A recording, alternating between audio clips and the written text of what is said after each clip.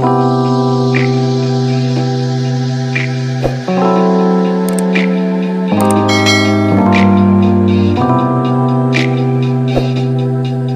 dear Cancer.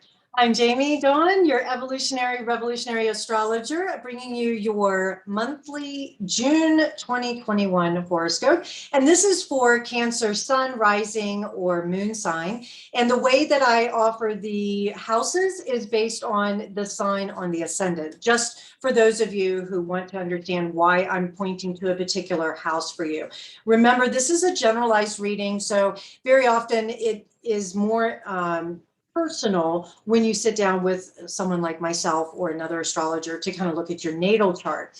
But this will give you a good idea of some of the influences. And we're going to start right out the gate with Mercury retrograde in Gemini. It went retrograde May 29th.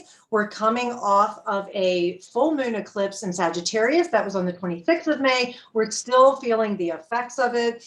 And we have a new moon eclipse in Gemini on the 10th. And so that's going to all fall in your 12th house. This Mercury in Gemini, the new moon in Gemini, all 12th house. We've also got Venus moving into your sign on June 2nd. So right at the very beginning of the month, making you the cosmic lover of the month. And it's perfect for birthday time for those of you who have a birthday at the end of June. So happy birthday. And then Mars will move into Leo on June 11th, activating your second house. Then we also have Jupiter, which is making a natural trine to your sun, moon, or rising sign. And Jupiter has moved into Pisces. It went into Pisces in May, and it is going to stay in Pisces till the end of July, but it is going to retrograde on the 20th, so right around the solstice, and that's in the 9th house. Then we have a Capricorn full moon on the 24th in the 7th house. We know when I say 7th house, those of you who understand astrology, I can feel you clenching already, going, oh my God, it's a full moon in relationships, and Venus is in my sign. Oh my God. So I'm going to have this activation of relationships and myself, and we'll talk. Anyways, stay with me. Then on June 27th, Venus enters Leo in the second house. And I will mention that Neptune will retrograde in Pisces, and that also is in your 9th house. Not such an emphasis on this Neptune retrograde, but we'll talk about it. And that's on June 25th. Now, let's back the truck up, as they say, and talk about Mercury in Gemini. So it is ruling, Mercury is the natural ruler of Gemini, and it is in that 12th house, and it is going to stay retrograde until the 21st, 22nd of June. Now, I paused just for a second. One, because I'm recording these in shadow of Mercury being retrograde before it actually stations and goes retrograde next week. And this is the second time I have recorded this video. So it'll be interesting to see how far I get and if I can find the words. And that is part of what this Mercury retrograde will activate for you, especially in that 12th house, is it could have you stumbling a little bit to find the words to communicate within yourself what's really true. What do I believe? What do I know? What is it that maybe I don't know? What's hidden that starts to bubble up? And it may start to create some conflict between the subconscious mind or the hidden and the conscious mind and what you're fully aware of. And so that can create what is called harmony through conflict.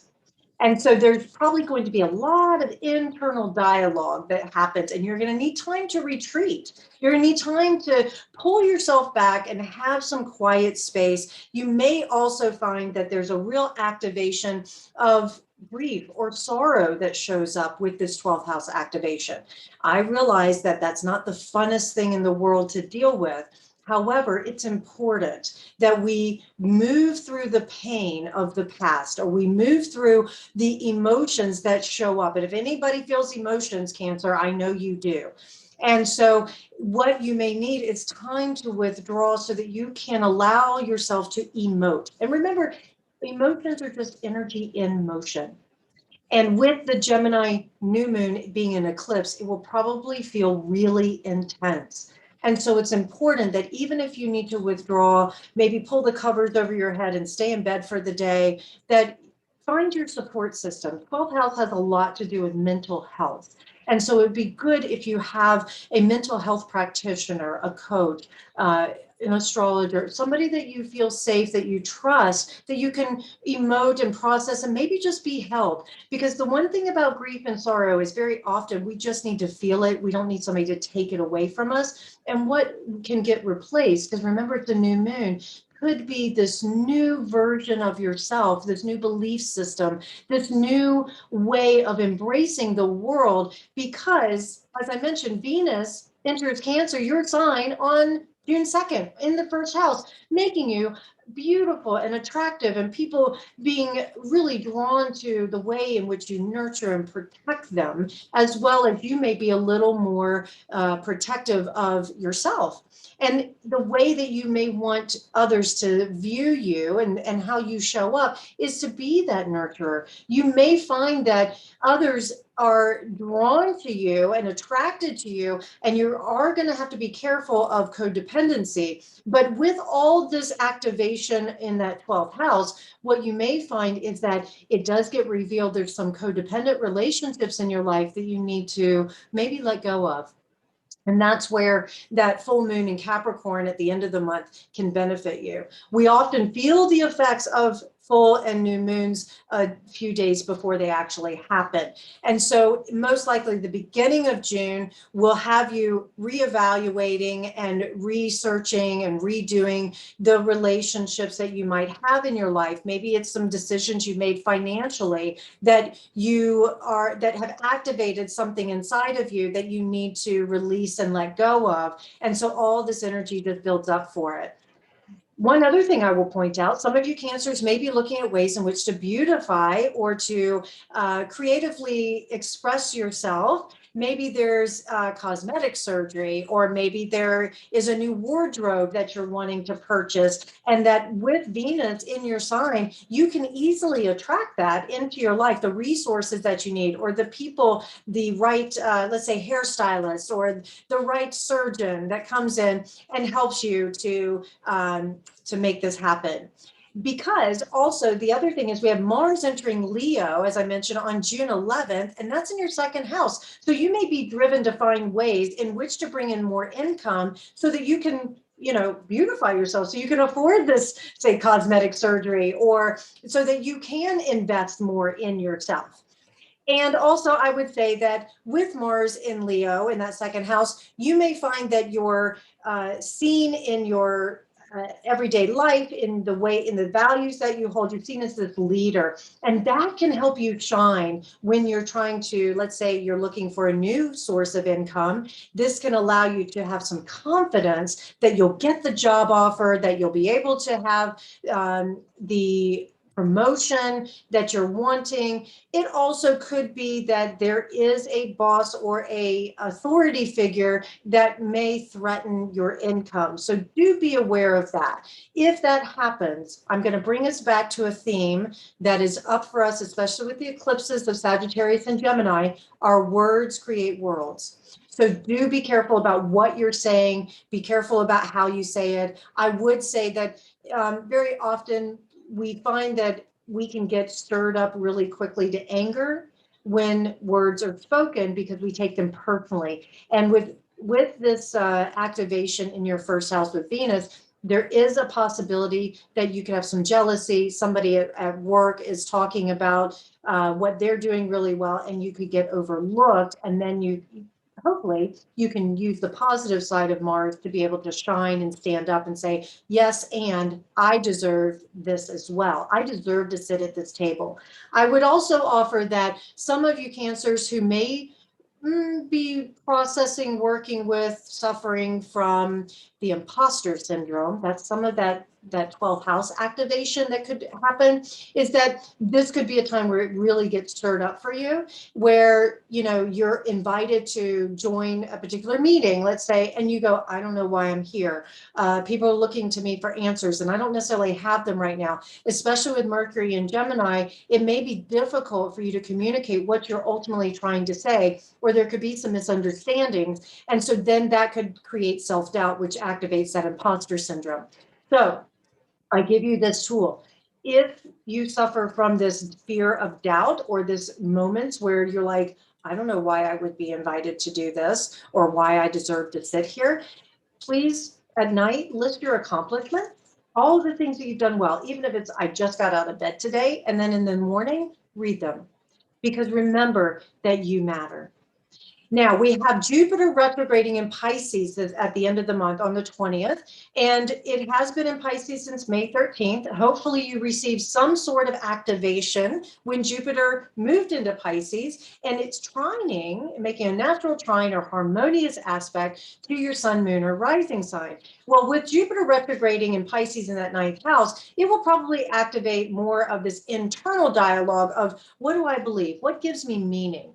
And because Mars is in Leo at this time, and we're going to have, again, Venus is moving through your first house and then into your second house on the 27th of June, it will most likely have you having this internal dialogue about, does the work that I do the possessions that I have, the things I value, do they really have meaning? And am I adding value? And do I have faith and hope that what I'm doing is going to have far-reaching effects?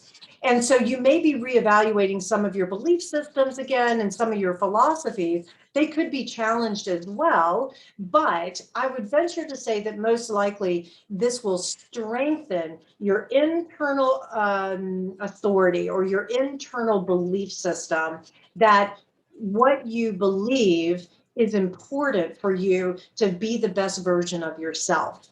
Now, I mentioned that Capricorn full moon, that's on the 24th. I understand, again, 7th house. Let's talk about relationships, especially as Venus is in your sign for most of the month. And then we have this full moon. So many of you Cancers will be getting married in the month of June. Some of you had to postpone your wedding ceremonies and all of that because of COVID. Now you're ready to have them. And so it may just be that this full moon releases your single status and moves you into couple status. At the same time, if you've been in a relationship that has been tumultuous, or you're single and you think you'll never find that perfect match, this is a time where you actually can release that idea. You can release that belief. You can release the things that maybe are no longer useful, and you get to step into something new. Because remember that when something gets released, space is created and new things can drop in. I would venture to say too that this is a perfect time, especially if you've held off with Mercury retrograde. It's a perfect time for you to start signing paperwork and making those partnerships more solidified. So you're letting go of the past, moving forward with the future. And I would also say that some of you Cancers who maybe have been in a friendship situation, but there's a deeper connection, you want to explore the romantic side of it, this is a great time for it to get activated. Now, I want to bring you back to that 12th house, first house activation at the beginning of the month, that if you have met somebody new this month, which I would venture to say with Venus in that first house, you will attract a new partnership if you're single. If you're coupled, you may find yourself revisiting some conversations. Maybe it's, hey, I want to start a family, or I want to move in with you, or whatever, that you will keep private. In other words, if you're single and you have met somebody new, you may be really possessive over that relationship to the point where you're not going to tell very many people, if anybody, about it for a while, because you want to nurture it. It's almost like having a baby. The first couple weeks, you're really protective. You're happy and you're celebrating, but you don't expose the child to the world yet, because it gets exposed to, diseases, environments, whatever. And so most likely that's what you'll experience, single Cancers this month. And coupled Cancers, you may make decisions with your partner even though those decisions, because you're not going to have all the information, there'll be some delays, that sort of thing, you probably will keep it really close to your chest until the first part of July.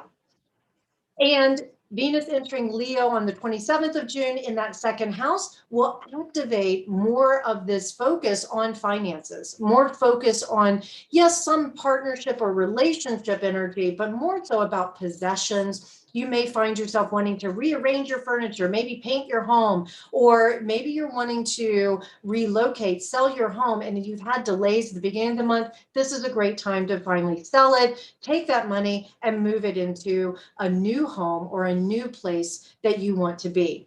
Now, here's a general statement, and you can look at my weekly videos as I talk more about Mercury retrograde. But do keep in mind, I just want to put that pin on the map, for the month of June, do expect delays, do expect that things are not going to go exactly as planned, that there could be some technological snafus, there could be some misunderstandings and conversations, things like that.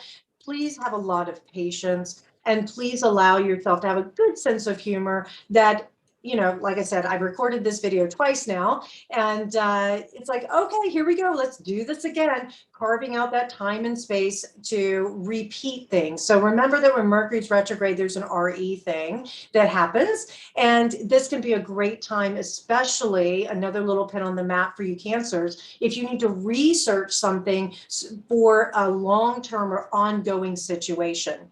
One other little pin on the map for Cancer, I feel intuitively, this isn't so much of an astrological thing, it's more of a psychic intuitive hit. Some of you Cancers have something really cool to celebrate this month. So I want to hear what it is if this is you. Okay, you guys, like, subscribe, share, comment, follow me, and you can find me at jamiedawn.com. I look forward to connecting with you. Thank you so much for your love and support. And I want to hear how this month goes for you, especially, well, I understand if you're keeping it close to your chest, you can tell me later. But especially if you are meeting somebody new, or you and your partner have decided it's time to start a family, you know, whatever it might be, I want to celebrate with you and support you however I can. All right, Cancer, have a great month.